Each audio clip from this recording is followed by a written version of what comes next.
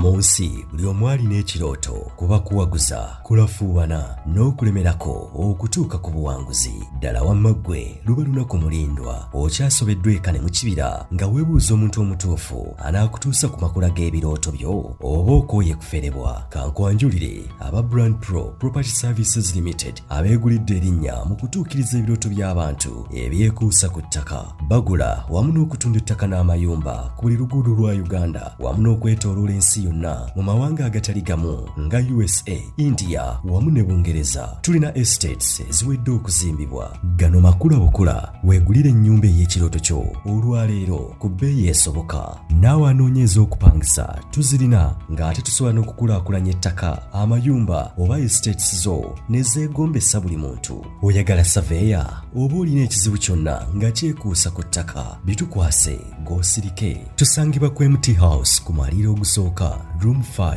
ewazana ku Entebbe Road okuliraana ekizimbe kya Muguluma Empire. Osobola okutukubira oba okutuweereza obubaka ku WhatsApp namba zaffe noti 773 216 588 noti oba noti 703 824 noti 79 ne ku website www.brandpro.co.ug. ate mwe bankuba kyeyo ebyammwe byateredde anti osobola okugula poloti oba okufuna ennyumba n'okomawo nga buli kimu kiri malidaadi saana. Sebatuka abafera olwaleero ng'okolagana ne Brand Pro Property Services Limited tutuukiriza birooto. Uganda y'enkya. Oli ku mukutu gwa Uganda byogere nina gy'osinzira okuba ate ng'otulaba. Oli ku Uganda ey'enkya ey'omukulu Wamala yina gy'osinzira okuba ate ng'otulaba. Oli ku Ntambi Jimuzo yina gy'osinzira okuba ate ng'otulaba. Tuli side ze Kapeeke eno olunaku olusooseera kuba ate nga ntuuka ku side zeeno. Tuyise mu lugendo luwanvu nnyo okuva e Nakaseke tutuuse tutuuka wali eri ew'obulenzi batugamba muvuddewo. Nengezaako kukubira amasimu esimu teriiko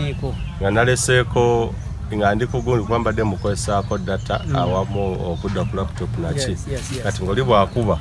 internet evakuleka omuntu atalina esimu eri endala eyagundi eya bulijjo ate abamu tetugirina tetuli bakyama. Anyway,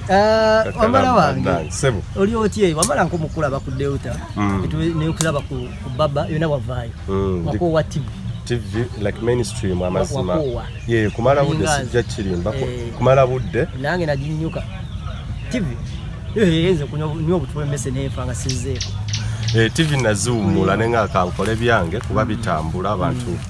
nebakuwa investigative stories zaabwe tewali njyawo na mainstream naye no weefugobera independent time nogiwa kikyo naye eri omuwa omusajja 24/7 n'amala nakusasula emitwalo emyaka gyentuse sikyasasulwa mitwalo muganda wange naye mainstream nagyesonyiwaga mazima naate ogyekalaginga abaana abato beyongera ogenda kuba experience gyeva nawe nosobola okufuuka independent oba oliawo eri bannamawulire abali e Kenya tebagendako ku mainstream naye nga bali nwansi nga basinga n'abali ku mainstream gemazima so abaana abatulaba bakola amawulire bakimanye nti experience is not gained through mainstream bw'obeera ng'osomye internship ogikoze olina ba mentors abaku professionalism na biki ethics ozigoberera eno social media obeera ng'omanyi gatekeeping and what tewaba nanjawulo actually kuba waneno katu breaking ebintu mangu nyo kasosiga ng'oli professional yogera mazima chenjawulo ekibirawo nti woyagalya wogendera ku n'owoyagala ozibine baga nti gwokola lwa mukago bukola mande nabakuteekera yinza nokera ku macha n'onaaba amaaso ga bane muli mutya ate sawa zibaga toyina gundi osooka ogenda wa sawa 5 non stop naye nga ogamba otya kakalamu awo nafunye actually kasana funye amawulire ga Nadduli Jakana muntu gwena sosolowoozaako okubira yabaddemu nga nyalasoka kikonfamira naye mbadde njogerako abadde yeekolera n'agamba nti kasitaala y'Uganda ey'enkya ng'etaddeyo n'ategeera nti kituufu so abantu babadde bakutadde mu kifaananyi ekibadde so connected yes ne guy gwe bayita Jakana Nadduli kitegeeza nti abantu bakuwa trust ku muntu baba basuubira nti na buli kimu kyabayitamu oba okimanyi nti asobola okuopeninga naga nti omanyi wamala leero siridde mu lo naye noosobola okukwata nga otetenkanya naye otetenkanya ekigatta abantu bwe tubalina nga ba content provider naye nga lwe mutuuka time ne mubeera connected mu ngeri emu oba endala naga nti kino kintwala mu ngeri emu oba endala so kyemanyi tosobola kufiiringa okay right now because yabadde omu content provider wo abadde kitundu gy'oli ngeri emu oba endala just okutuwako experience n'omuntu ono ensi bwefiiriddwa eri abakulaba tugende mu maaso yes abatulaba ku Uganda byogere Uganda channels of course endala nafunye essimu saa 8:23 mu mawulire genkoledde kati myaka 5 nebaka saawa 11:12 olumu n'obuteebakira ddala nebaka emisana kizibu nnyo okunkubya essimu ne baba actually ba client business wise in command press time elikobudde webuti naye oli ne bwaba Saudi Arabia biki omufuna essimu njikwata bwabeera nga ayise kwata actually what's online enyanguyira nnyo so wakati muganda wa Jakana zadde saa 8:23 cause ndi musajja asoma ebitabo acts mateeka biki nozuuka nosoma olumu oba nosula ng'osoma zadde saa 8:23 nendaba essimu ya Siraj nenganyi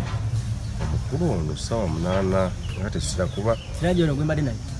no ono so no naye oli mulala nnyo kakati bwe ndabye essimu ye kuba nasemba kwogera naye twali tuva ku kooti 21 Septemba nga tumaliriza okufuna bberu ya Jakana yadde ndaba n'okulaba nti adayina kuddayo nga 16 Novemba kakati nga nkwata essimu gamu kiki ssebo ngamba Jakana obuyulidde nti Jakana afudde nongayi olimba naawe nga Jakana afudde era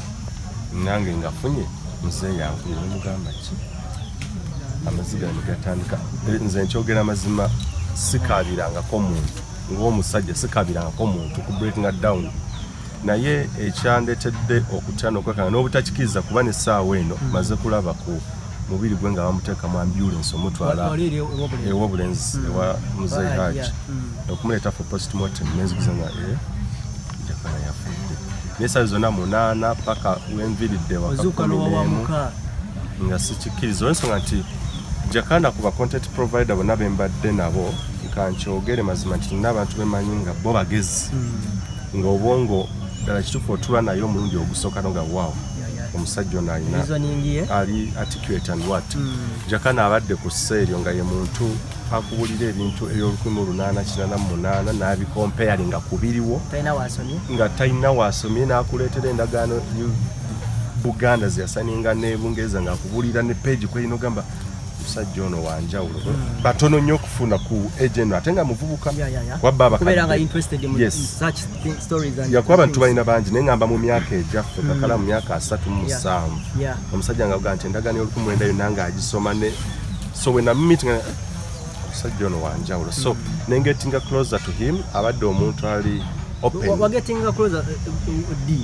20 years nsoka shoye nasokera ddala okukyaza yali naga okufuna abatabani babaliko oba baweerezako mu government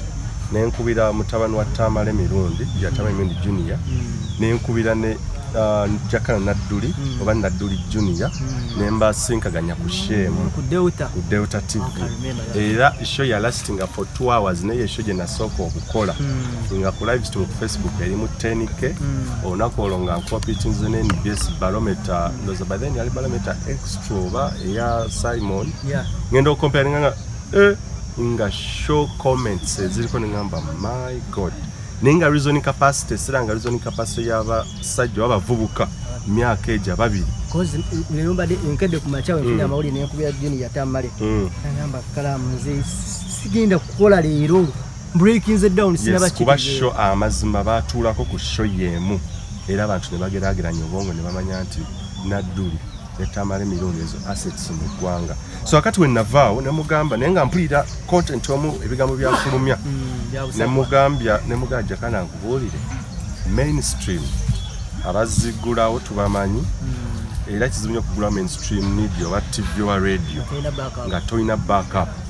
kuba bo okubeera obwezuwana eno baba kujjeeko ne mu advisor ne mugamba njagala nkuwe platform etagenda tuzza mabega kuwana eno mukama wange bwakubira nti show mugijjeeko ejja kuvaako oyo saagala mukyazi tebajja kukyazi naye nno omukutu ogwange teri agenda kuŋŋamba nti sikukyazi teri agenda kuŋŋamba nti eyo gijjeeyo show teri agenda kuŋŋamba ki nanga n'ebintu bya online nze sibitegeera Jakana nemugamba sheri yabadde marvelous kuba amazima nakeera ku makya kokimanyi Delta nali nvayosanga 7 olumu nga nsula naye nagyo mayiza okuva ku show ngeri mitwalo gyali 8 for the 2 hours okuggwa neŋŋamba no show neŋŋamba kati kamba kwata omukwomu mbateeka bayi naye nga byonna ebigambo bibafuluma mainstream twasamalako myezi 3 kuba baali bavubuka bato nga following bajjajja kimuleetera ku speed ya yiri nga kizibu nnyo ne mukama ajja funa pressure Jakana yagira mu style nga Buganda ekisobye akyogera ekisobye ku government nga akyogera n'ekisobye mu makaage nagamba awo muzeyi wange yasobye nga ali independent nnyo namuga no nina channel bagita Uganda eyenkya 2 awo zali kubana bachaze naku zomwe zali 14 February then okwatagana nayo kukola 1-on-1 na ye Jakana zali 17 February 16 February 2 ne mutuza ne mugamba amazima eri tojja kuwangala osokwanga ova ku radio ne bakwata ba TV kuba obiziba zacho wano yiriba nangamba nangamba no mutuza wano natula tumayi wabikolera oba ne tukwane live nti bagenda okukwata kwennyini nga bakulaba nakyo kitegena nti online ene ekintu kyegira nti era bisanyo bali appreciate balwanira ko nyenta ya abantu batiranye okugamba abo naddala abo abantu ba nakugamba nti tebaddamu kuzunzizaako obuzidalo bwabwe but you nti oliwe kiba kimukuttu nawe kisoboka amazima it's the way to go kakalamo oli najja natukwatira wano face bagirabye bamutegedde ne ku mainstream oli mukama asogamba muleke police tugirago kitegeera ne mugamba ne mutuuza nangamba ne IT simutegedde mugamba nze gwe nkwetaza mutwego bitabo na ddoboozi nangamba tukigezeeko tulabe kyo gye nasooka okukola nagisanoza 18 February yakimuletinga emitwalo gyali 3 mu wiiki emu ku Uganda eyenkya nenkwata era yali ayogera ku nsonga za Buganda particularly bannange natula ne Jakana nenge ebigambo byayogera ng'akuwa Buganda gyevudde gyeraga ne weeri n'obuzibu bwe buli bannange nenkwata mutabani wa Tamale emirundi eyendoza yagenda mitwalo 2 nemanya nenyakati banene nomanya amaanyi gaabwe mbalina era mbafunye so kakati Jakana Shamani na dawo tandikana nga show comments nzirabye ne views nzirabye naye wali nali siraba views abali ku TV bali bameka nanga wano bwe bategente antu batano bebalabye aho kangende n'ekyo era means era TV ndoza awo nazifezinga okuyala bagire emitwalo 3 nagamba kisoboka eno ne comment nyingi bampa ne feedback nga zagiraba nanga tugende wali kakati netandikawo okukola show buli week actually show nga tukola show nga 4-5 olunaku netuziteeka ogenda okulaba mitwalo 10 mitwalo naga era kuba olutaddanga ku TV kati nangamba kati njagala tugule ebyuma tutandike ddala tusetting up buli kimu bwembanga ekyo kikola nga tugenda mu campaign by the quarter 2020 nga abala September akamyufu kaabwe ne 2021 wano bagamba nti ajja okwesimbawo na kaseke centre bamuwujja kakati awo watandikira namanya nti amaanyi social media genda era amazima amatuufu Jakana social media yemuwanise ge mazima era bwe yalaba n'amanya n'agamba wano ewali amaanyi gange awo entandika okubeera close ne Jakana nga buli week tufuna artist show nga 2-3 oba ennaku 3 nga tuziwaddeyo ngenda okulaba ate mainstream amaanyi geeyongedde ne online geeyongedde nga kati nno awo actually by the way media yange Uganda ekyawo yasitukira ennyo awo ku Delta actually awo TV nezitandika okunnamuza okukola kutene ngamba through Jakana ne Tamale nga following eyo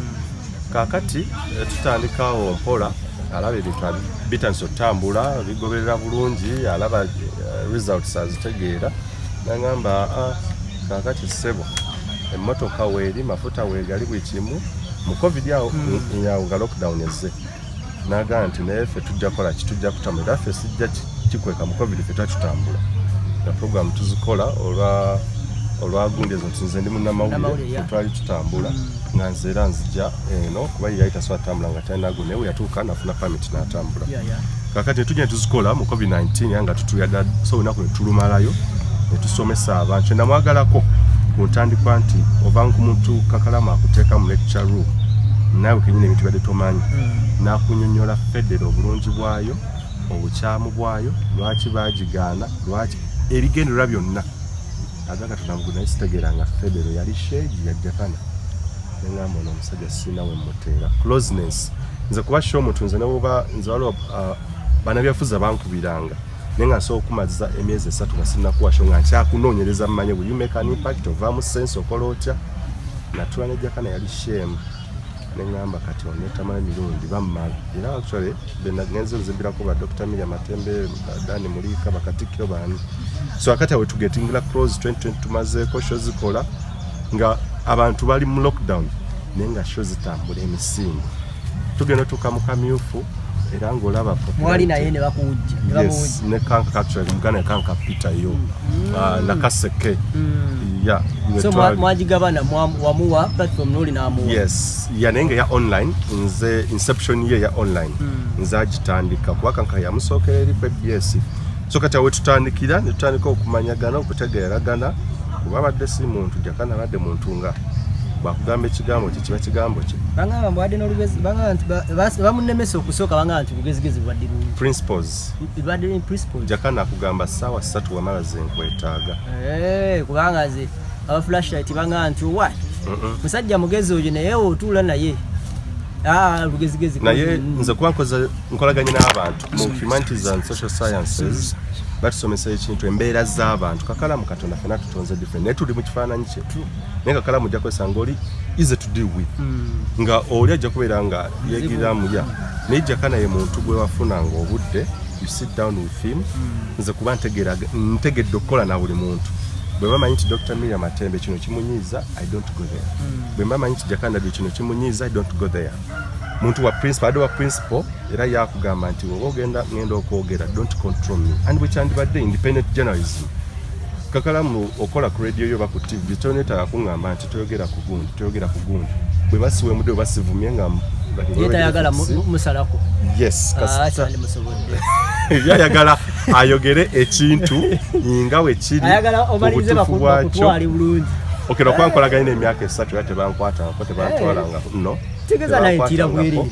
amazima ekintu kino to amazima gali nti n'abatukulembera amazima bagamanyira bagategeera kakalambo boy na fact nkimanyi nkugobera ku radio Surya nga konti bakutte nti bafuna kechi papula chali kimu ne yate bakimpa mu bukyama yes lwaki tebakwata bakitegeera kuba byoleeta sisubira nti abakalebule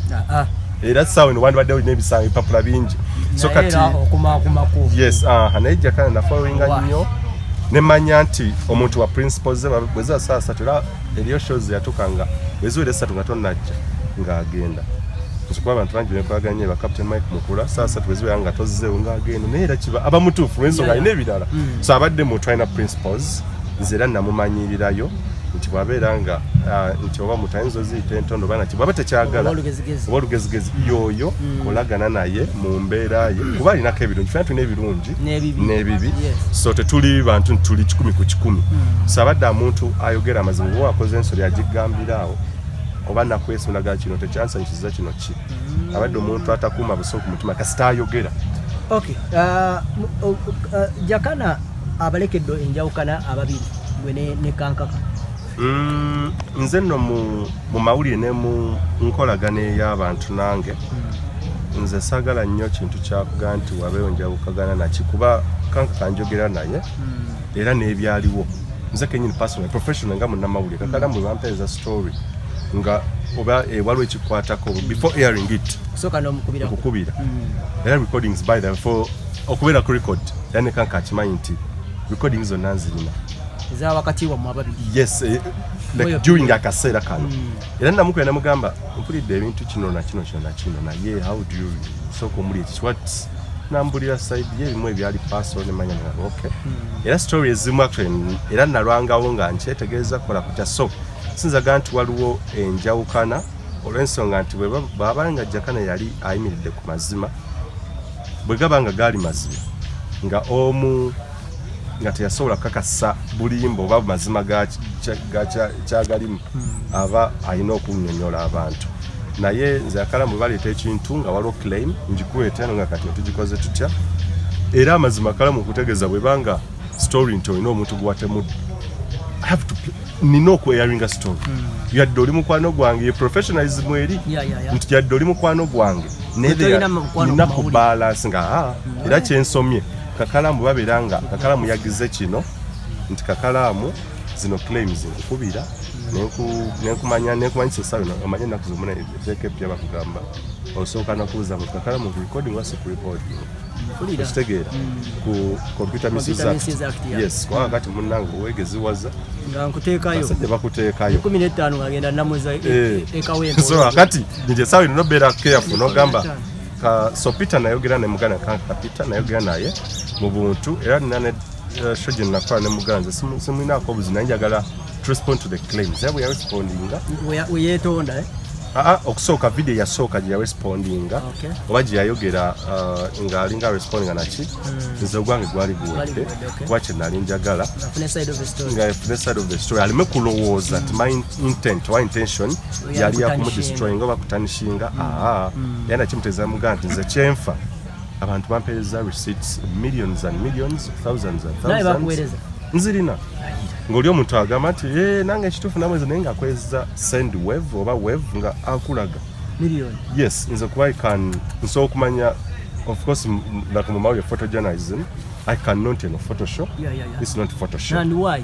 Why do someone Photoshop? Yes. Kakati atera nti era bwagenda okumala n'akuleta transaction history bw'obadde ogaate ekiri ekifaananyi kyakweza screenshot Photoshop agenda okuweereza ekirala ogenda okwanoga nze kati n'abamu abankubiranga okay naye olina transaction history nti yes nemuga okay can you allow me okubeera ng'ompa owa password oba nakyo eya app eya web nti yes logging in olaba transaction history noga okay because nze mune njaga okuverifyinga to reasonable doubt nga sina kakunkuna Kakana bwe bangamba nti wabde sente naki omuntu mugamba olina proof message weeri ne misi bobo kiriza nti osobola kumpa app I log in I do what bantu batano balabimpa ninga okay nanga you can log in because abakimanyi goina password even if like they were withdrawing after was a soji choose transaction history mukulu wange nenjiraba ekwatagana eki n'ebintu biri ebyo ne mugamba you just respond so ekyo kintu kyalwera ne Jakana noza receipts nakoma okulaba kuzaali over 16 betwali tutudde omuti wa muzeeyi receipts ezaali ku simu mu program emuje yakola ne UNN za Kimbugwe ngeno kwa ngambiko nti nomulaba abadde awezaweza nomulaba nga zirina ate nga ne message oziraba nga sigama nti Jakana awaayiriza era Jakana twagenda kwa mukulu wange kimuto wange yagumya ne kamera video namuzaba ne ngamba Jakana bino byogenda okugera bina ko proof one sikola video bazze balistinga emikutu gyonna mu Uganda ejibadde mu buzibu Uganda ekyatagirabangako lwaki nti noonya omuntu abenaale mbakyaza buli kibiina nkikyaza kati nze basanga era kisesanga nnyo obuzibu nti noonya abantu ab'okukwata oba basibeko ebintu nene kugambya ate abenaale mbakyaza gundi kati basanga nga am professional enough era ipapula esibibaako that's why Kakana bwe bakugaa story nti baki Uganda kamba agamba bwe bati how true is it do you allow me okubeera nga kwesa eddoboozi lyolina oba nkwesa ebigambo nti go ahead because I need to balance the story ge mawulire getukola so tewali mbojja nnyo nna oba butakwatagana kankaka nze njagala nnyo kuba ekyantamale ziri nazigaba abantu esooka ddala accountability bwe manja government accountability naye kenyini nga munnamawulire wamala I have to account bwe mba madde nsabye abantu katugeze kati ng'okufiirwa ke tulimu omuntu muna asooka okumpeeza million 5 zigende wa muzeeyi ekitegeera abakuwadde n'olowooza nti tajja kumufuna muzeeyi abakuwadde omulimu Kakana mtu byogerera wano Kakana mulenzi ogamba Kakana minena mpereza million 2 wa haji nongo obuyalo obukuliko kakati nti bwobanja accountability bali mu government olwate gwakyogera kakati munange tulina okwegendereza ensate atandikirawo nakulabyeko ku lumbe lwa muzeeyi kakuweereza ezo muzeeyi ozimutwalira abakwadde omulimu nti enseno munange Kakana gye tulimu obwerufu amazima obwenkanya kikulu wanze munange nsijja kulimba Jakana bazanga bamweza ssente nga mukubira olwampeza n'emitwalo 9 gijo naye from nowhere Jakana yangamba ebyo byuma byo kamera byamu from nowhere bino in gadgets imperative nenga out of amazo ku trusting by the kubeera kakalamu okolaga n'omuntu it's out of trust nagamba nti oyo simu byera badachogera ku kamera nti wamala ono simu ina mbuzi kubanga esezza nnyo okitegeera so bwe tuba tugamba nti kakalamu kati oli nnyo mu entertainment omuyimbi wogamba nti mazina tubeere professional kitandike naawe obeere professional nti lwaki omira ku stage n'okuba omuntu microphone naye kakalamu omuntu bw'anaakulaba ng'oli ku kivulo oba engule finals ate n'okola ekintu kugamba tulina okuportrayinga ekifaananyi bye twogera bye tulina okukola ki okufaanana so nkigamba sena mugano wekankaye kane n'abalala ffennaffe bannamwe ffenna kituzingiramu nga tonagamba nti abali mu gavumenti babbye ssente naki naawe basobola okwesizisa akatono n'okatuusa kakalamu nkyogera wano ntezo gakangese kakalamu nze kwaliwo Jakana kyangambangezesezzaako nnyo ku muzeeyi Magala nti era waliwo omuntu eyamuweerezanga akakadde eyawezanga Jakana akakadde nenga Jakana yo lying give me that number mpa omuntu I confirm cause sagala kufulumya kigambo ku channel yange kyabulimba kino kisigaddewo ebbanga lyonna yes wabyo bisigalayo tebirivaawo omuntu era abayaka downloadings edda era bwe buli mu kutambula kati olaba bufubutukayo kano kali era bwe yampa ennamba y'omukulu nenjogera nemugamba nemubuuza ebibuzo byange nti watandika kweza sente ddi ona receipts zaazo olina gunenga kati nekireka nze nengamba kankaka adiringe ne Jakana lwamanyi naye nga nze ebintu babimpereza ngenda kuya kankane mugamba I need you to explain ko oli mu field yemu nange gyendimu nti ojalooza nti kyokola ate kijja kutaintinga ekifaananyi ekirala enkyo ojja kulwaninga charity run bageha abannamawulire naye nga cause goal gy'oliko mazima yakuyamba baana n'oli akomegeza agamba oyagala sente ze so twali buzibu bonna muganda wange kasa tubeera nga ffenna tuli obulambulukufu era bwe mbadde ne Jakana by the nfunye nnyo okusoomoozebwa ebikemo kw'abantu munange amazima baagadde Jakana sijja kulimba omuntu ng'aweereza $5 million in a day omusajja ddala bamuweera ddala sente njagala $2 million it's out of love kuba tuzimbye Jakana nolaba yagwa kabenje naye nalangula omuntu amala olaba vidiyo nakusaba enamba naganja amuteereko obusente butono aweze emitwalo 2 omanyi kitegeeza omuntu that's YouTube nesinga abadde ku mainstream naye olina nogala ogenda okulaba emitwalo 3 ku bantu emitwalo 3 abalabye nakugamba nakafuna abantu nga 10 mugamba wow era by the way kyehamboliinze nnyo nemmanyanze kuba ekirooto kyange mawulire kyakulanga mbeera eddoboozi ly'abantu abatalina ddoboozi era Jakana afudaga ageza okufanga ngamba olina enjawulo bwe tolina kalimi ka ssente nti oba kino naki kuba amazima ssente nyingi eziyise ewuwo abantu obubaka kubanza omuntu anza nga njakugenda Jakana biki sina buzibu naki that's the number one tutegeera so amazima mwega tugalimu naye era mu mateeka by the mateeka era nkibuuza omuntu kakala muteeka namba Magala yagamba tugaba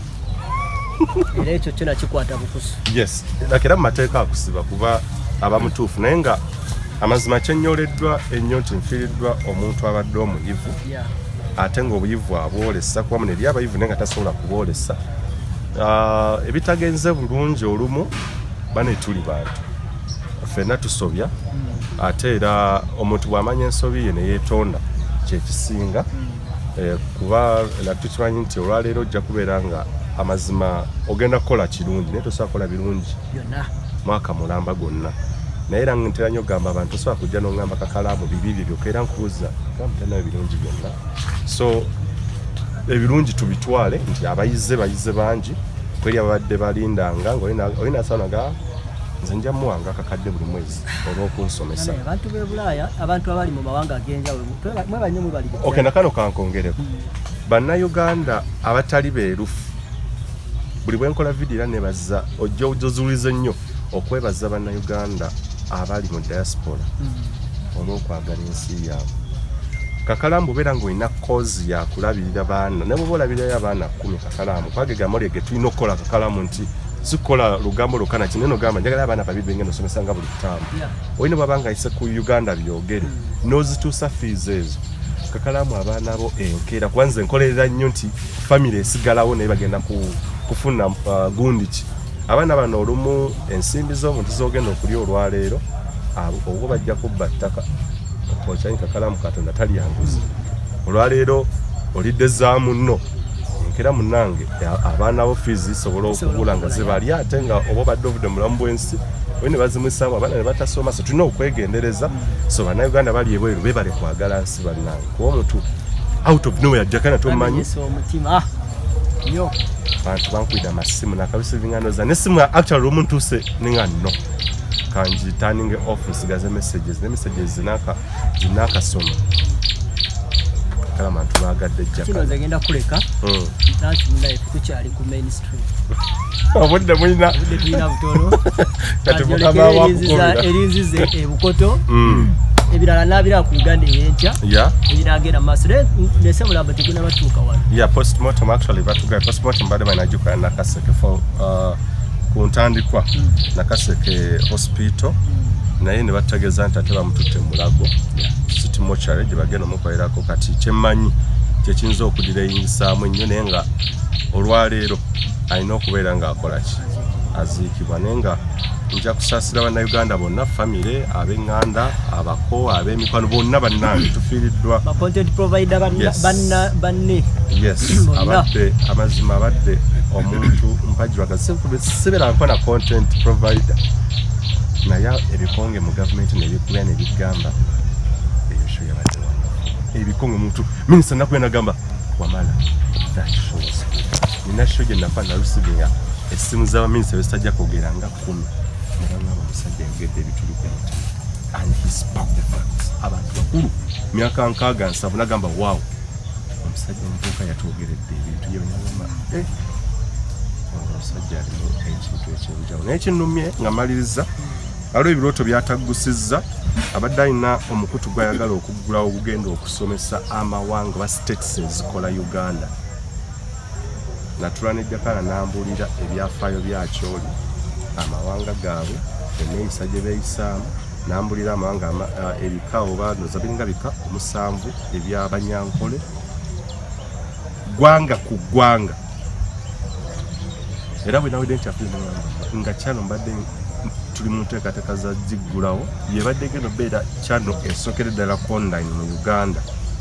esomesa gwanga ku gwanga n'abantu bye batamanyi mu gwanga lyabwe naye ekyo ekirooto agenze tekiwedde Jakana olina enkolagana kiine muzeeyi of course enkolagana weeri kubeera tuwuliziganya kubeera ddala mu mainstream ku Delta TV nga mukyaza kwa muzeeyi yajjanga of course ku TV anankyalira ne tukola shows entukola tutya naye tukwataganira ddala era olumu actually once in a while era nkigamanyi bannamayi abamu bakyemanyize nti don't just go for shows funa akadde ogenda otulemuwayeemuuko so ntulufuna akadde nengendo wagi ne tuwayaamuuko bintu bingi byemuyigirako ate nabo ku mulembe guno ogwa .com era naafuna byanjigirako so relationship by the buli muntu gwenda banga alina ensa alina value ateka value community ne content gundi wange mbawo obudde ne mbasigenze nsomuko yakuzi ne tutuula bayira wewaka ne twogera ne tumanya ddala obudde nakuwabula n'okolotya so relationship by the abantu abasinga benkola nabo mbeera nabo kuba abantu benkola nabo bakulu nnyo okunsobola kasogera suka wano kulwakutula n'ensi yange Uganda kitalo nnyo kitalo ddala fena tuli mu kunyolwa ddala abatakozeeko naye batafuye mukisa ogwo osanga sipa nisigadde nga naffe ne tubyogera naye ate nyagadde okukozesa gwe abaddeko naye amuliraanye olaba nanyoleddwa nga simusinako so kulwakutula n'ensi yange Uganda atakumira mpera bakulu Uganda eyenkya